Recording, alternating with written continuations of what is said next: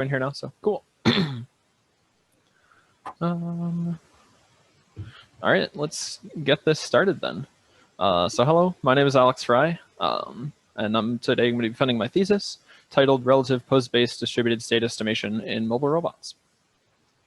So first overview of the presentation, I'm going to go into the background, talk about the problem I'm solving, different methods for distributed state estimation, sensors we're going to use, results, and then a little bit of discussion, and then finally some applications and some potential future work on this project.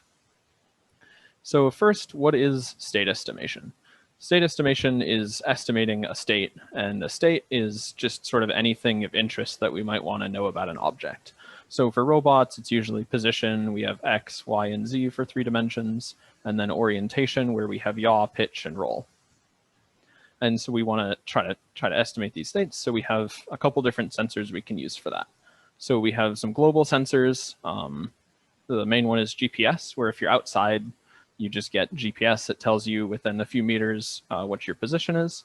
And then we've got a couple local sensors that would run on the agent that we're talking about.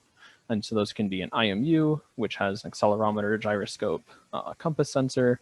We can have a camera, which we can use to identify, pre-made tags that we can mount on an object, or we can even find key points in an image and try to track those as we drive to figure out how the environment's moving around us and then how we're moving through it. And then we've also got LiDAR sensors, which are just going to fire lasers at a bunch of points around us and give us a bunch of distances to try to help us build a map or figure out where we are. And one of the most common methods for state estimation is called a Kalman filter. And so with this Kalman filter, we have 2 main steps. The first step is we predict where the robot's going to be at the next time step. So we know the robot was generally here facing this direction, and we can step it forward a second or a tenth of a second, depending on how quickly we're moving. And then we can update that with our sensor data. So we can take our GPS position, say we know we're here, and we can fuse those together and get a better estimate of where the agent is. So that's pretty much a solved problem for a single agent. But then now, what about using multiple agents? Well, first, why would we want to use multiple agents? One reason, they can cover an area in parallel. So if we want to map a large region, we can have one robot take a couple hours to do it, or we could send out 10 robots to do that 10 times as fast. And we could send out 10 individual robots, but then they might go map over the same areas. Or even if they did map the whole environment, we would have to then at the end go combine their maps anyways. So we might as well combine them all together. There's also the possibility of replacing one large agent or robot with multiple smaller robots. So I always think of the rovers on the moon. So let's say the Curiosity rover, it's the size of a car. And if one component fails on it, then it's just dead in the water. We have no way to go fix it. So you need a really high level of reliability there, where if we replace that with a bunch of smaller agents, maybe each one could carry some subset of its sensors. And then if one of those has a failure, we only lose some portion of the system, and we have sort of built-in redundancy. Some other benefits of multiple agents is we can actually expand the scope of solvable problems. So if we're in an environment that's relatively featureless, like we're in a long hallway or in a valley or in a large crater, a single agent might only be able to localize itself well when it's on the edge of that. So if we're trying to map the whole area, it won't be able to get a very good map of the interior of one of these. But if we have multiple agents, we can have agents near the edges where they're able to localize themselves, and then they can pass that information to agents in the center, and we can basically be able to map that location. And then another benefit is multiple points of reference, where we can have agents, if they're using cameras, we can get a bunch of pictures from different angles of an object. And maybe that's a good benefit. So if we're going to be using multiple agents, how do we get them all to work together? The simplest method, and the most common one, is called a centralized estimator. So this is where we have one lead agent that does basically all of the work, and the other agents are just getting measurements and sending those directly, or doing a little bit of processing and sending those. But then this lead agent gets all of that data and sends it back. So each one of our small agents has basically no processing load, but the downside is that if one of these agents can't communicate with this leader, then they get no information. They get nothing. So if we have a connection failure, or if our agents are going through some sort of obstacle course, or if there's rooms that they're trying to explore, they would all have to be together with a centralized estimator. But we want it to be a little bit more general than that, more powerful. So what if we had a system where each agent could communicate with the neighboring agents? Then we could have each agent, we could have groups of agents split around an obstacle, and then they would each group would be able to figure out its own estimations, and we would be able to work it. Because one sort of extension of the centralized estimator is you could just have agents be able to forward messages to the leader. And then if the system was, so like the start here where this agent is only connected to this agent, with the centralized estimator, it wouldn't really be able to do anything. But if we were forwarding messages, we could get still all the information. But then if we want to split our agents into multiple groups, that's not an option. So then again, the distributed estimator, we want each agent to be able to share information with all of its neighbors. We want it to be robust to connection failures because of that. And then the good news is it can be just as accurate as a centralized estimator. So we may be losing some performance by having each agent have to do more computation, but we're not going to lose accuracy if we do it properly. So then what's the problem I'm trying to solve? So there's sort of two parts of it. One is to develop a distributed state estimation system that is robust to network failures and disconnections while maintaining a low network bandwidth. And then the second part is to experimentally test that in the real world or with a high accuracy simulator, and then compare it to another state-of-the-art method, Iterative Covariance Intersection. And just to note, this work is not concerned with the fields of mapping or control that often come with state estimation. Like I just talked about those for reasons we would want better state estimation, but this work doesn't directly do mapping or control. So then the major contributions of my thesis are first, analysis of NASA's smartphone video guidance sensor as a relative pose sensor. Second, analysis of the OpenCV ArUco library as a relative pose sensor. Creating an open source multi-agent simulation toolbox in ROS using the Gazebo physics simulator. And then an experimental comparison of two state-of-the-art distributed state estimation methods. So let's talk about those distributed state estimations now. Methods, I should say. So at the start of the presentation, I talked a little bit about a Kalman filter, and so we're going to use that a little bit more here. So the Kalman filter assumes that each state that we're looking at is a normal distribution. So in like low-level robotics, we can assume that we know what everything is, but here we need some level of accuracy associated with every measurement. So different sensors can have different levels of accuracy. We might have a dollar store ultrasonic sensor that'll give you plus or minus 10 centimeters, or a $50,000 LiDAR sensor that will give you sub-millimeter accuracy.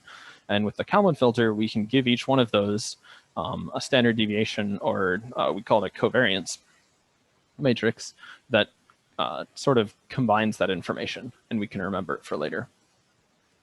And then, so again, first, we have a motion model that predicts from our current state, what is the next state of the robot going to be?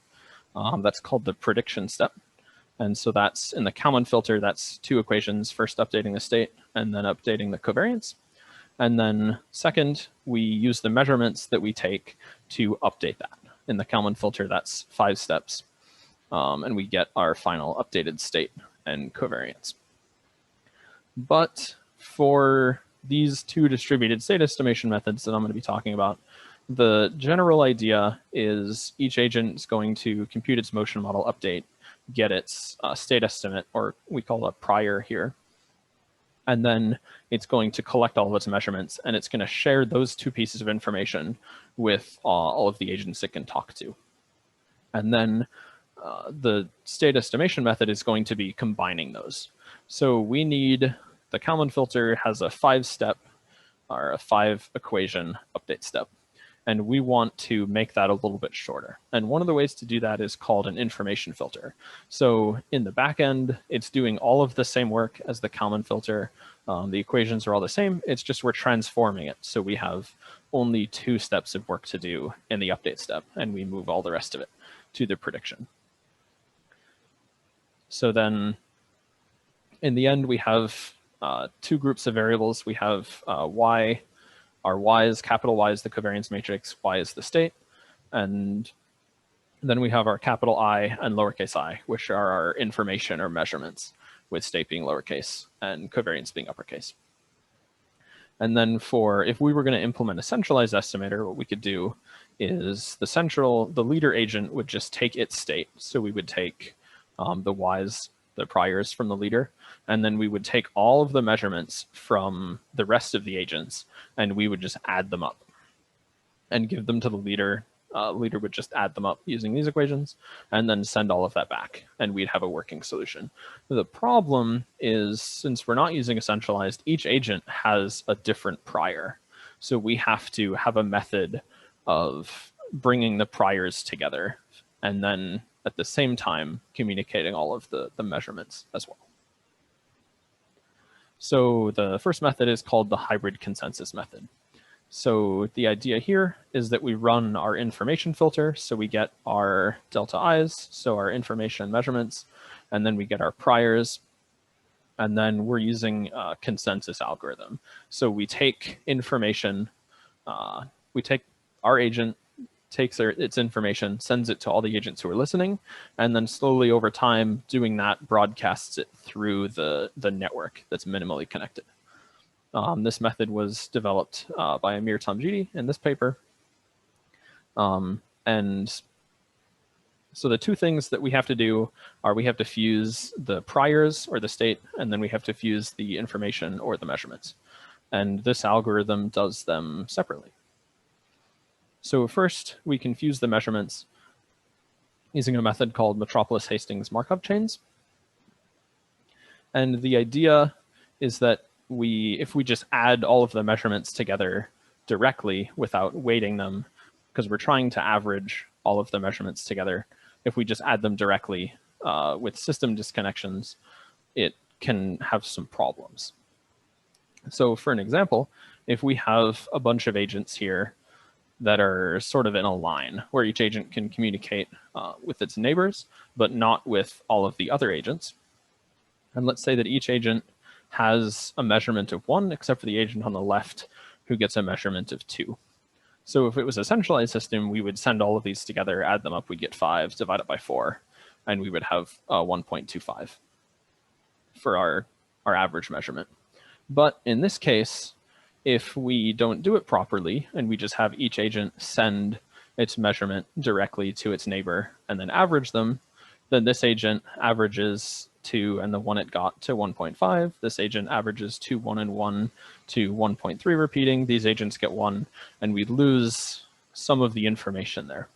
We basically it's not the right way to do an average. So what we have to do is we have to build this matrix of weights, which basically says that if an agent is connected to fewer other agents, we need to weight it higher. And then when we use the correct weights from the Metropolis-Hastings Markov chains, we get the correct value. So that tells us how to deal with the information and the measurements. So how do we deal with the priors and the state? Well, so the difficulty here, we can't just average them because there's a possibility that the agents will have disconnected and then come back together.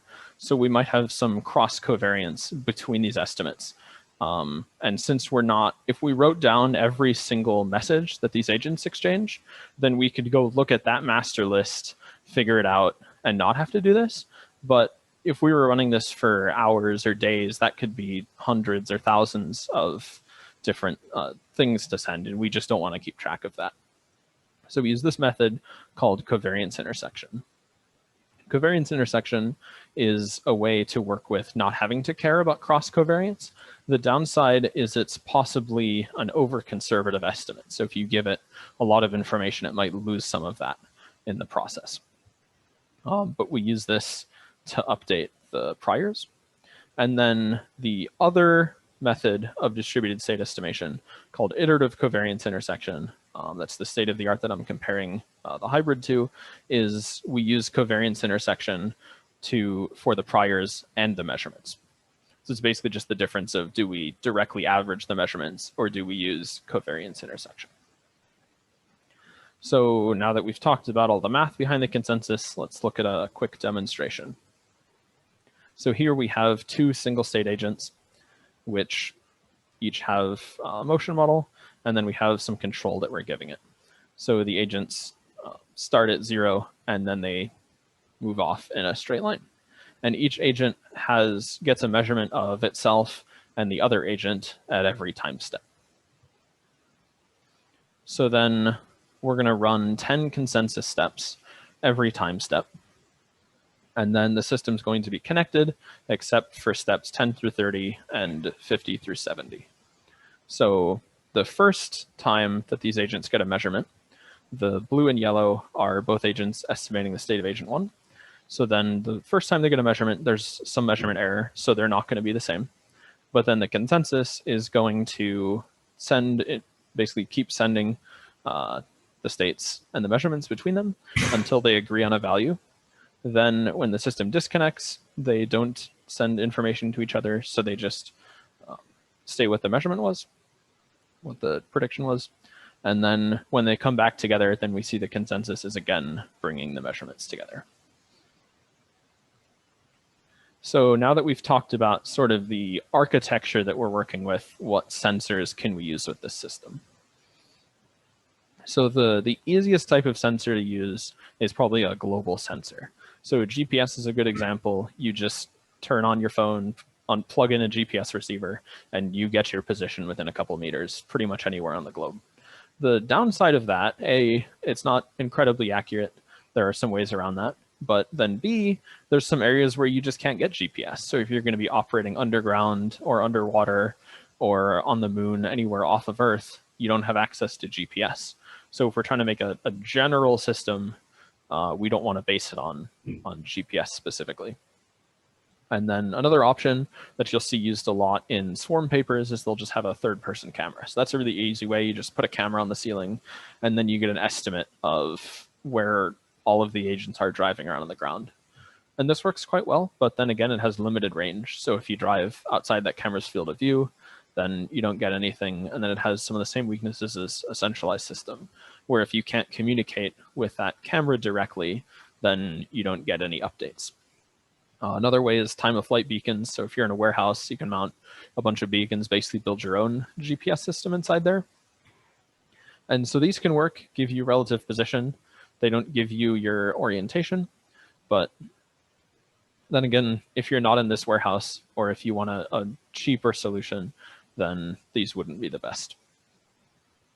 So now if we take a look at local sensors, so these are sensors that you'd mount on the robot itself. One type of sensor is a relative pose sensor. So pose is, when I say pose, I'm talking about six-dimensional state. So 3 degrees of position and then 3 degrees of orientation. So relative pose would be, the most common one is a camera, where you take a picture of an object and you can tell where it is and how it's rotated. And then another type of sensor is called bearing range. So that's like a LiDAR sensor where you know what angle you saw the object at and then how far away it is. So you can use that to get relative position, but you don't get relative orientation. There's also local time of flight sensors that you can use to get distance. And then Doppler effect sensors you can use to measure the velocity of a different object.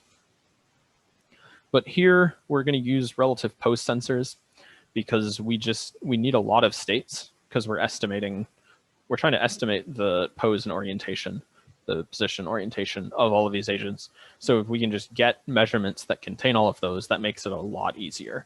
We don't have to try to back that out by integrating velocity or anything. It's certainly possible that this works with just bearing range sensors or just position sensors, but we haven't tried that. And then we decided to use vision sensors because they have the backing of the computer vision field, and there's been quite a few papers and works on these in recent years. So the first sensor we're going to look at is called the smartphone video guidance sensor. So this was developed by NASA as the advanced video guidance sensor for docking satellites. So the sensor works by the targets have LEDs in a pattern like this, where we have 3 of them in a plane and then 1 of them offset. And then if we move this away, you can tell it shrinks. If we move it around in the camera, you can tell its relative XY position. And then based on, if you rotate that, you can tell in the camera images that it's different. So we can back out relative pose from this sensor. And so this system works by we capture an image, we threshold, and we try to do some blob detection, identify the targets, and then we calculate the state. So how accurate is this sensor? So the data from NASA, because they've written a few papers on this, is pretty incredible. So the operating within a range of 30 meters, they say it has a Z error of 0.5 meter, X and Y error of 1.5 meters, and then a error in rotation of just 3 degrees, which for being 30 meters away is pretty impressive. But then again, these are laboratory conditions. So the tag is always directly in the center of the image and just being translated far away. We're not getting it, rotated really far in the corner or anything. So what are the weaknesses of this sensor? One of the weaknesses is it just has a limited number of targets.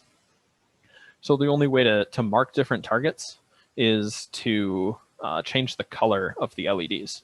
So you can get a certain number that way. But if we want to get, in 2 dimensions, if we want to be able to see an agent from when it's oriented in any direction, then we need multiple tags on it because we can't see this tag from behind it. So we may need 3 or 4 for 2 dimensions. We may need 6 for 3 dimensions. So we're just going to be using up all of these tags, and there's only so many of them. And then a common theme with vision sensors is we've got a trade-off of range and accuracy versus field of view. So if you just want a camera to get the relative pose of an object that's 100 meters away right here, you can just zoom in on that, have a gimbal on your camera, and you can get good measurements of that. But if you want to see multiple objects at the same time, or you don't know which object you're looking for, then you may want a high field of view. But then now if you have a 120-degree field of view camera, you don't have very many pixels per tag that you're looking at. So you're not going to get very accurate measurements. And then there's not a lot of data for these on off-axis measurements. So again, outside of laboratory conditions, it's not super clear how they're going to function. So the next sensor that we looked at is the Aruco library. And this is an open source, or it's free software in the OpenCV package. And these are a little bit different. So it's basically a 2D barcode of pixels. So we've got black and white pixels, and we can decode that into an identifier for each tag. So based on which sort of class of tags we're using, you can get hundreds or thousands of different tags that are all fully identifiable with orientation and between them. And so how this algorithm works is we threshold the image, we try to identify the tags, and then we pick out which pixels are black and white to give it its ID. We grab the 4 corners, and then we try to figure out the perspective warp to get that back to straight. So how do these tags perform? We did some testing on using a Raspberry Pi camera, which has a 64-degree field of view. We were using a tag with 6 by 6 pixels with an 8-centimeter side length, and we put it directly in front of the camera sensor at different camera resolutions. So we've got 640 by 480, 960 by 720, and then 1280 by 960. And so we can see in the 0 to 1 meter range, we've got a little bit of linear error there. So we could take that out and then get pretty good accuracy. But then once we cross that, we've got quite a bit of error. And we can see that the higher the camera resolution, it's slightly better, but it's still, we're looking at, maybe 10% error. So if we're 3 meters away, we've got almost 40 centimeters of error for this 1280 by 960, or 4 centimeters of error, which isn't ideal. And then, so now let's look at what happens to the sensor when we put it directly in the center of the camera. So this paper, they were using 7-centimeter tags that were 50 centimeters away from the camera. And they were moving the camera through they were moving the tag through the camera's field of view. So in these images, there's a bunch of small squares, and that's for where in the image the tags were. And then the color is showing the error that they were recording. So the green is 0, The blue and red is plus or minus 2 millimeters in position, and then plus or minus 16 degrees in orientation. So first, if we look at the 0 degree row, so that's where the tag is just in plane with the camera. If we look at, so we've got roll, pitch, and yaw, orientation, and then X, Y, and Z for translation. So if we look at the roll, we can see a lot of positions where if you move the tag just slightly in the image, the roll switches by almost 30 degrees from plus or minus 16, while pitch and yaw are fairly consistent. X, Y, and Z have some of those weird regions as well. But then if we roll the tag by 15 degrees, so that's on its axis, this changes dramatically. We have almost no roll error. The yaw's similar, but then pitch, we've got this sort of weird line down the camera where we've got very distinct, where we've got a very big jump there. And so it just, if you were trying to use this for an application where you need accurate angle and you need an accurate position estimate, where you're not in laboratory conditions and you need this to be able to be anywhere in the image, this research would say that that is just not going to work. So these tags are often used for docking, which is a pretty good application because it doesn't require accurate long-range estimates. When you're coming into dock, or if you're having a quadcopter land on a pad, it just, when it sees it from far away, it needs to know what pad it's looking at, approximately how to get there. And then as it lowers down, it can get more and more accurate measurements. These tags also function best when they're well lit, large in the frame, centered, and then in plane with the camera, which are all nice things, but we don't really have the liberty of doing that when if we're just going to use these in the field. And then again, we have the range / field of view trade-off. So these tags, theoretically, down the line a little bit, I think they could potentially be ready for something like this, but we weren't able to use them for our application. So here is an image from a simulated camera. I'm going to talk about that just on the next couple slides from our simulation. But we can simulate full camera images. So this is a 1920 by 1080 HD camera image from one of our robots. And we can see 2 tags, and I guess there's another one over here. But so we have, these tags have a 10 centimeter side length. This first one is 5 meters away, and the second one is 15 meters away. So we can see there's quite a few pixels in this tag that's 5 meters away, so we could get a pretty good estimate of its pose. But then this tag that's 15 meters away, getting anything accurate out of that would be very difficult. So potentially these tags could work, but certainly don't expect the world out of them. So now that we have our architecture and we have our sensors, we need to test them and see how well they work together. And to do this, I made a ROS simulation. So ROS is the robot operating system. It's basically just a big message passing library.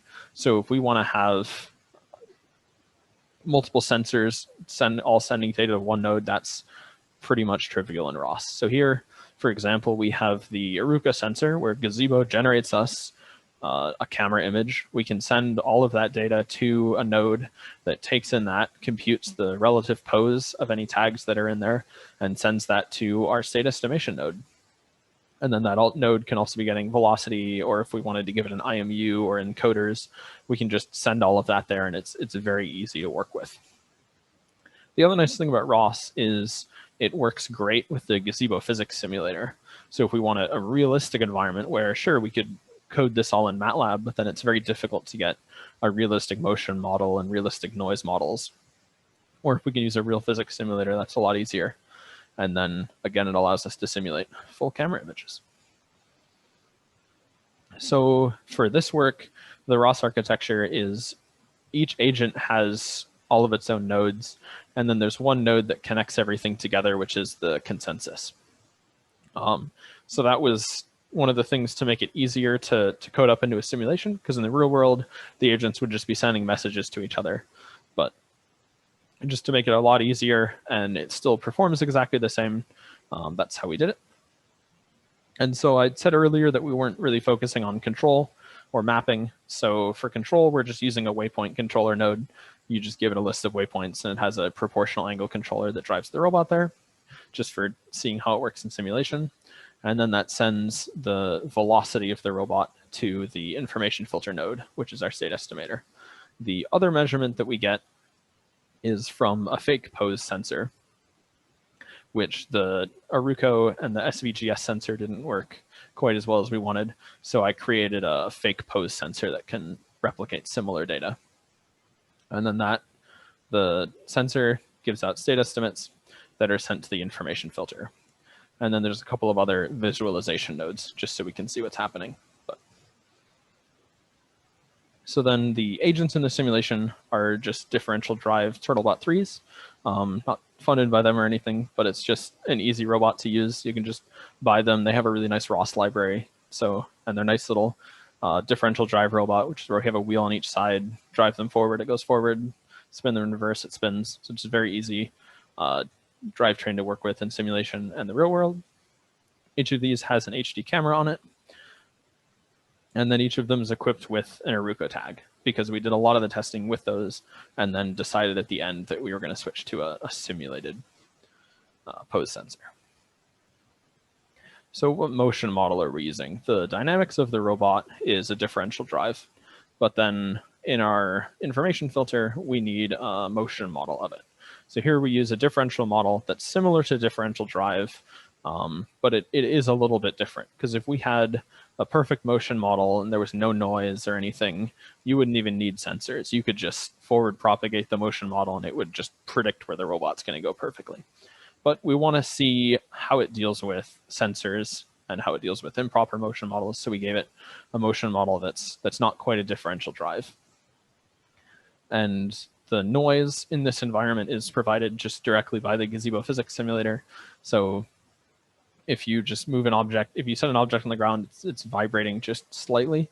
And so it seemed to be about 1% in velocity and angular error. So if you drive the robot 10 meters, it's off by a few centimeters just because the wheels are sort of vibrating a little bit.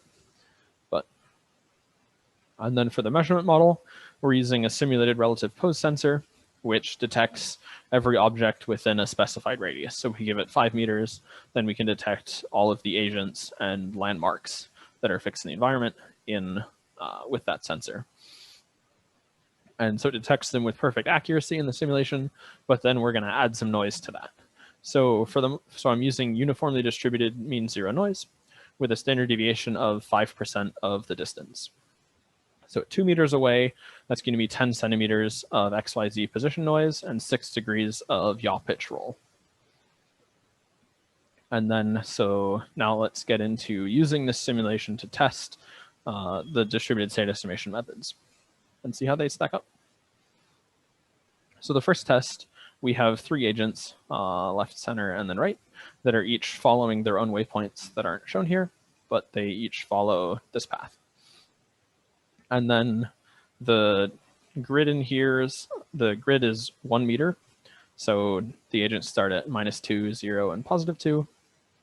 And then there's 4 landmarks, which are denoted by these small coordinate systems in a diamond, just so that we give the agents a good idea of where they are. Because if we don't give them any landmarks, they're just measuring relative to each other, and they could be floating relative to the world. And we don't want that.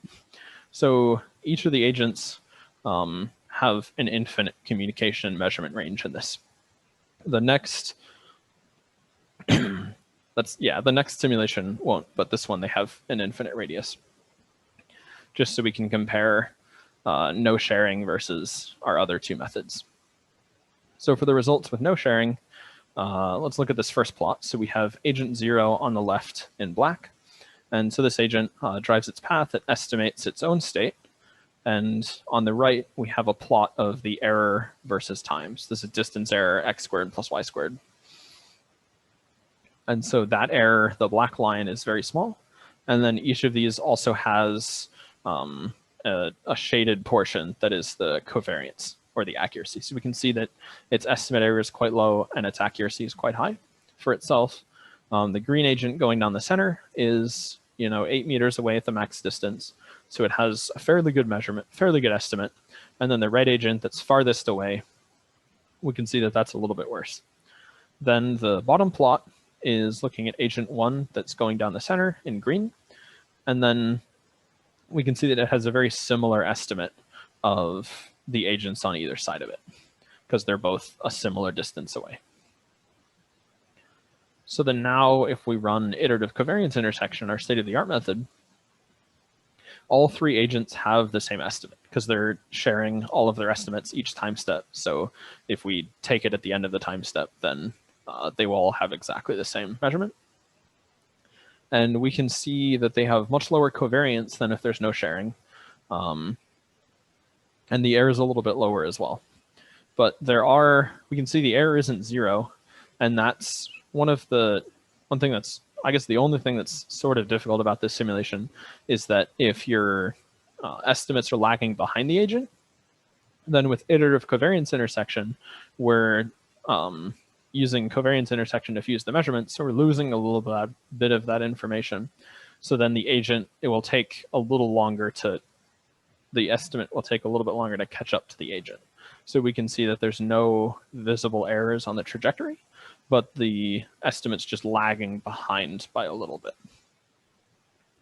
And then if we look at the hybrid consensus, we can see that that's no longer an issue, and we're getting extraordinarily low error the whole way through, because each agent estimates itself and then shares that high estimate with the other agents who are all measuring each other. And we get very good results from that. So now we've seen how they all stack up. So now let's see how the hybrid method deals with disconnections. So this simulation, we have 1 meter squares, and then we have 4 landmarks on a square here instead of a diamond. And it's fairly similar to the last simulation, except that the center agent goes off to the right instead of going straight down the middle. And the agents have a limited measurement and communication range. So right here, when the agents get 5 meters apart, they will no longer be communicating. So now here's a video of what the simulation looks like when it's run. So the left here is Gazebo, the simulator. So we see each one of the little robots. They have a little tag on top of them, which is the white square. And then on the right, we can see each one estimating themselves. So they're basically just showing their path through the simulation. And then here we can show where agent 1 thinks, or agent 0 thinks the other two are. And we can see the purple circle is called a covariance ellipse. So that's just showing the area that they think the other agent could be in. And we can see that since there's no measurements of the other agents, it's just following the motion model, which was turning a little bit when they disconnected. So they're just going to keep increasing and going off until they reconnect at the end of the simulation.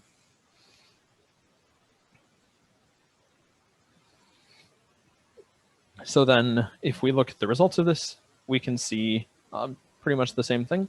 So agent 0 on the left in black, it goes off to the left. And then pretty soon here, it disconnects from the other 2 agents and doesn't get any measurements of them anymore. And so we can see that the motion model predicts that they will just keep turning a little bit. And then right when we reconnect right when we get within 5 meters of the green agent, that error drops to basically 0. And then since we're communicating through the green agent to the red agent, then that error also drops to 0. And then we see something similar for the center agent in green, except that it can communicate with the red agent the whole time. So it's just the other way, and the black agent is the one that has a very high error for them. So talking about some strengths and weaknesses of these distributed state estimation methods, the strengths are they're very robust to network disconnections. So if your network disconnects completely and all the agents are isolated, it still works just as well as if they were running Kalman filters. If you have the agents in small groups instead of all together, it works quite well. It also takes up very low network bandwidth. Some methods will actually be sending direct sensor data, so even like streaming camera images to other agents, where we're just sending our state estimates and the covariance matrices. Some weaknesses are that each agent computes consensus steps. So if you want to have really cheap agents that don't have a lot of compute, this won't really work for that. And then the other thing is there's no we don't have any real world sensors that are ready for just general use for this. There's a lot of sensors that you could use in specific applications. So if you're talking about using these in a warehouse or out in fields, you could use, you know, GPS or some of the time of flight beacons. But the two relative post sensors that we looked at do not quite work well enough for this yet. So what are some of the applications that we can use this for? So the first application we looked at this for was cube satellites. So we have a bunch of little mini satellites floating around in Earth's orbit, and theoretically we could replace a larger satellite with this. And one of the benefits of distributed state estimation here is that we can have them dynamically form groups. So if we send out 100 of these and we want 50 of them each to split off and make some large phased array telescope, we can have them do that. And it's just much more dynamic than having to have a couple specifically that are all leaders and then reprogram everyone else. That would just be a nightmare. Another application we looked at it for was on the moon, where we have a relatively featureless environment. Because on Earth, we've got mountains. On the moon, there's mountains, but they're a lot softer and there's just craters, and it's very hard to identify specific areas that you can find again. So interagent localization should allow better performance there. And then the last application that we've been looking at is underwater agents, scanning the hulls of ships or just identifying ships in general. So one of the nice things is there's an unmanned underwater vehicle library built into ROS already. So that gives us models of underwater vehicles and the dynamics. So that makes that a lot easier. And then for underwater, the low bandwidth is really helpful because you can't just connect over Wi-Fi through the water. So you need lower bandwidth. And then network robustness if they're disconnecting or going behind objects. But then the big thing we would need is a new sensor to detect the relative position. So we've been looking at trying to create a neural network sensor that takes in underwater sound data to try to figure out if we can ping ships and figure out which ship it is or figure out where we are on the ship. And then I would like to thank everyone for attending.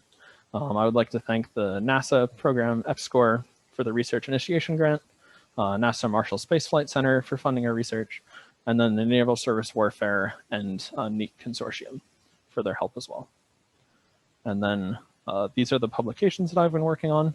I would like to thank my advisors, Dr. Hoover and Dr. Fekrmandi, and then Dr. Thornburg and Dr. Pyeatt, my committee members, and then my family and friends for supporting me and everyone else for being here. That's the end of my presentation. So I'd like to open the floor for any questions. Thank you, Alex.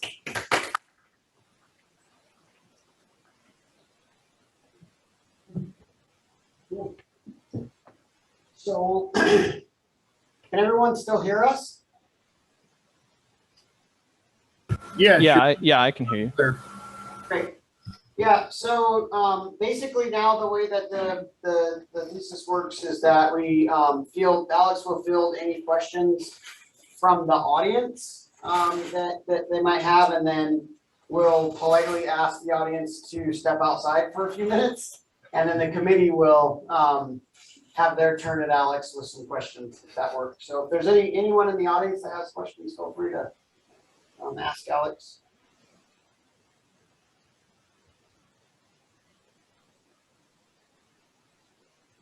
Alex, this is Tony. How on earth did you figure all this out?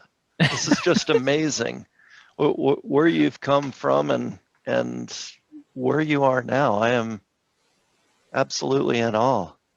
Thank you. Yeah, it's been a pretty packed 2 years and 4 years of college before that. So yeah. Is there any way that this PowerPoint could be made available after the presentation? I really want to spend some time studying it. Yeah, I can send you the PowerPoint. I can send you my thesis when it's finished as well. So Yeah, I guess if there's some comments and things, but yeah, for sure. Thank you for inviting me. Yeah, absolutely.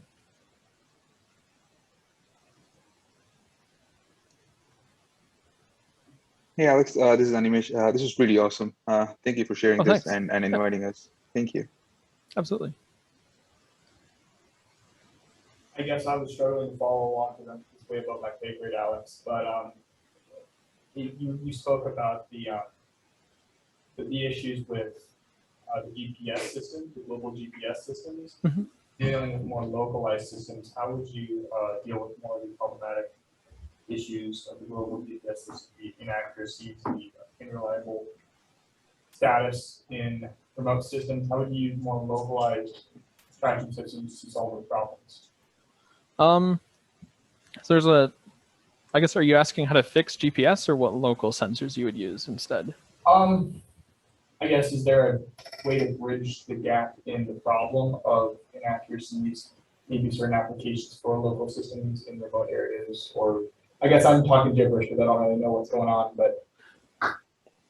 Yeah, so I guess one of the things you can do is you can always just include more sensors. So you can give each agent a relative pose sensor and an IMU and a LiDAR, and then you can also have it receive GPS.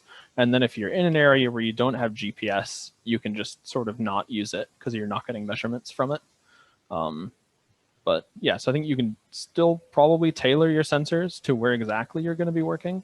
But yeah, just adding a bunch more sensors, or yeah, I guess the other thing you do is if you're in a warehouse or something constantly, you can use some internal localization time of flight sort of GPS system. But Is there a possibility to use the GPS globalized systems community with localized sensors to kind of create a more unified interaction? What do you mean? So, never mind. I don't know what I'm talking about. Alex, I think what Sam's trying to say is rather than switching between global sensors and local sensors, you use all of them, right? So if GPS is available, you just incorporate that in with Yeah. Yeah, that's certainly an option. All right. Close enough. Close enough. Hey Alex, this is Mike. Hey. Great presentation. I might have missed this earlier, but when you were talking about the communication between the vehicles, or not the vehicle, the agents, were they communicating their raw sensor measurements to each other? So no. Some methods do that, but this, we just compute our state estimate. We take, so for example, with the Aruco sensor, we have the agent take a picture, get the relative pose, so just the 6 numbers, the XYZ yaw pitch roll, and then just send those values to the other agents. Sorry, I guess I said raw sensor data, but I sort of meant the result of that. But that measurement that is sent, is the covariance of that included in the message that's sent? It is. The covariance is usually going to be a diagonal matrix. So I think if you were really concerned about the transmission data and how much you're sending, you could probably remove all of the extra data. There could definitely be some looking into that. But yeah, we are sending the covariance matrices right now. And then I guess the extension on that would be, in your simulation, this might have been something you may or may not have looked into. Did you have different variances of your sort of sensors or simulated sensors between the different agents that were sent? I did not mess around with that.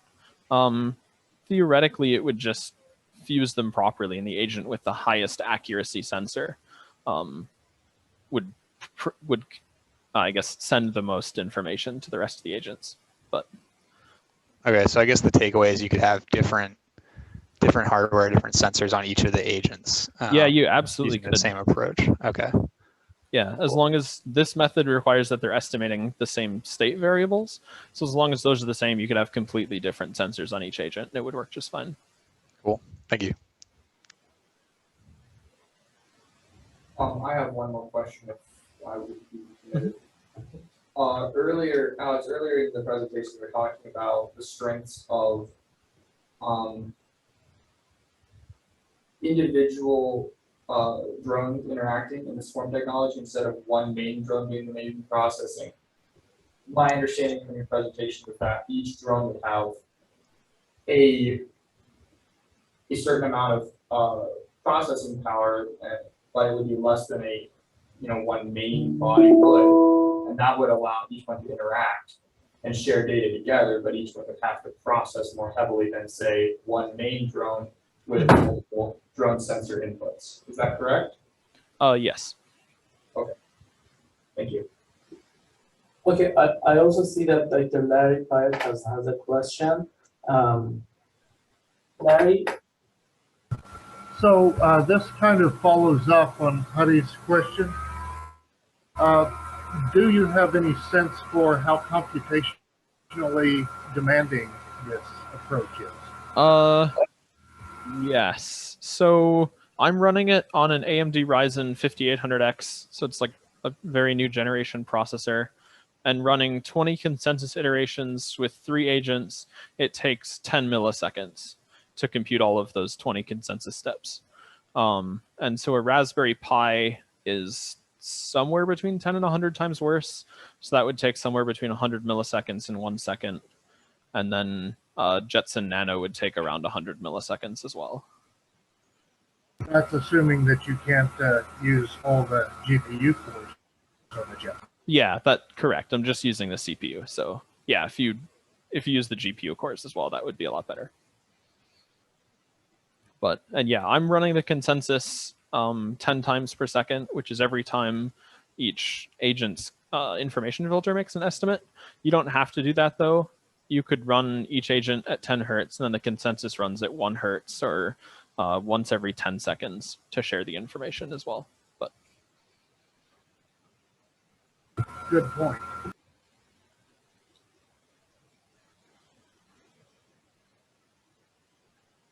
Yep. Any other questions from audience? One more. Okay, our big fellow. One more question. This might sound stupid. What's a consensus? So the consensus is the idea is we have the agents sort of talking and getting an idea. So here, the consensus means each agent sends all of its information to its neighbors, and then all of the agents are doing that. We do that multiple times so the agent, so the information spreads throughout the network, and eventually everything is homogeneous. Okay, thank you. That helps a lot.